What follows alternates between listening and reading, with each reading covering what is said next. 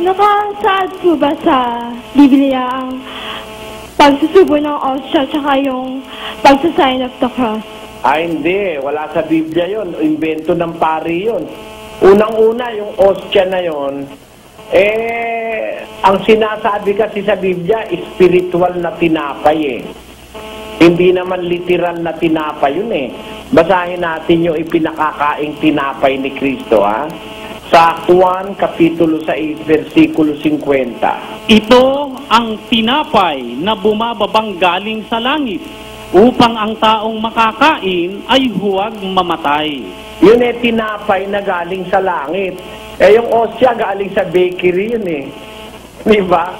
Tingnan mo lang ang pinanggalingan, maintindihan mo kung tama, kung mali Yung sinasabi ni Kristo, tinapay na galing sa langit.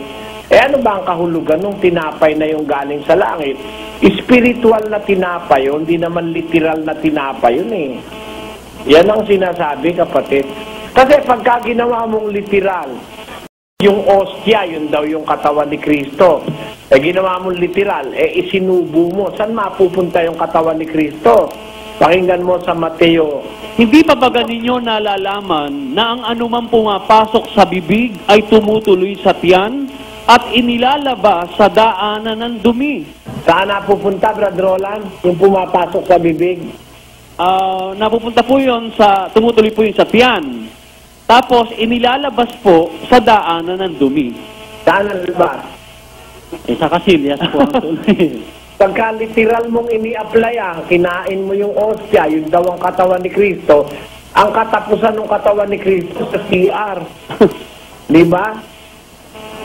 Kaya hindi naman literal na tinapayan. Kasi pag literal, kakainin mo sa bibig, tutuloy sa tiyan, dadaan sa daanan ng dumi. Kung wala kang CR, halimbawa, doon ka sa gitna ng bukid dumumi, aabangan ng aso yun, kawawa naman yung pinuntahan ng Kristo, di ba? Lalabas ganon. Kaya hindi po literal yan, kapatid. Invento lang ng pari yan, at saka yung pati sign of the cross na yon. Pakinggan mo, ano ba ang aral ng Katoliko tungkol sa sign of the cross?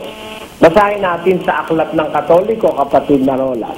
Maikling katekismo, sa pahina 3 po na may nihil obstat ni Jesse Abriol. Ang imprimatur po naman ito ay si Hernando Antiporda. Ito po ang paliwanag nila dito. Ang tanda ng Santa Cruz.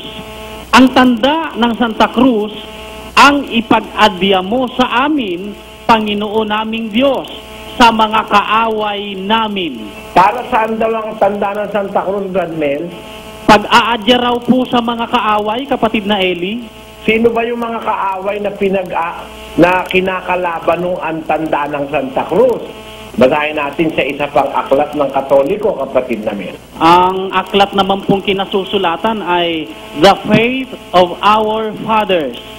Sa page 2 to 3, kapatid na Roland, Ang nagsulat po ay si James Cardinal Gibbons, Archbishop of Baltimore. Ang sulat po niya rito, we form on our forehead the sign of the cross. These practices are not commanded by a formal law of Scripture, but tradition teaches them. Custom confirms them, faith observes them. By the sign of the cross, we make a profession of our faith in the Trinity and the Incarnation and perform a most salutary act of religion. Kaya inaamin dyan na hindi naman pala yan utos ng Diyos no? It is not a formal commandment or law of the Scripture, di ba, no? Opo. Yan daw pang-adya sa kaaway. Sino ba yung kaaway na yon? Doon sa isang aklat.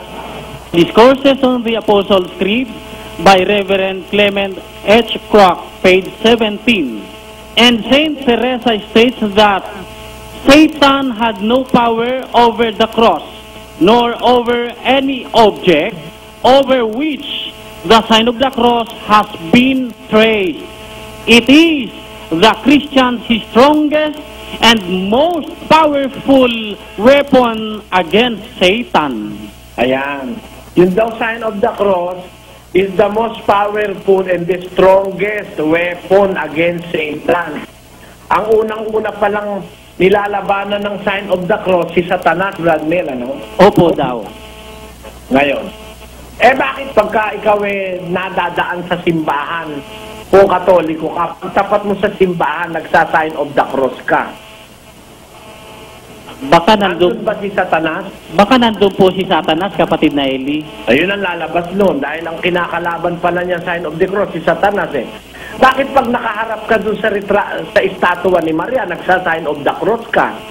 Di ba? Bakit pagka pumarap ang pari sa mga miyembro, nagsa-sign of the cross yung pari?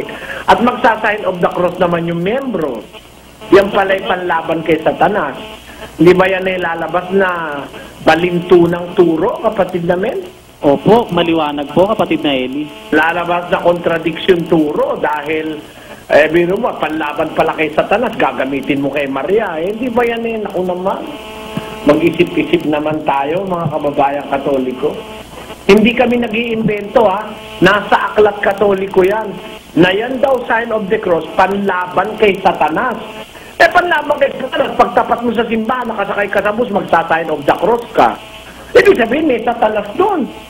Kasi pagpasok ng pare, magsa-sign of the cross sa harap ng miyembro, yung mga miyembro masasagot, magsa-sign of the cross din. Kaya hindi tama yan eh. Kasi inaamin nung isang aklat na binasa natin, hindi naman yan formal na kautusan ng kasulatan. Imbento lang po yan ng pare, kapatid. Okay na?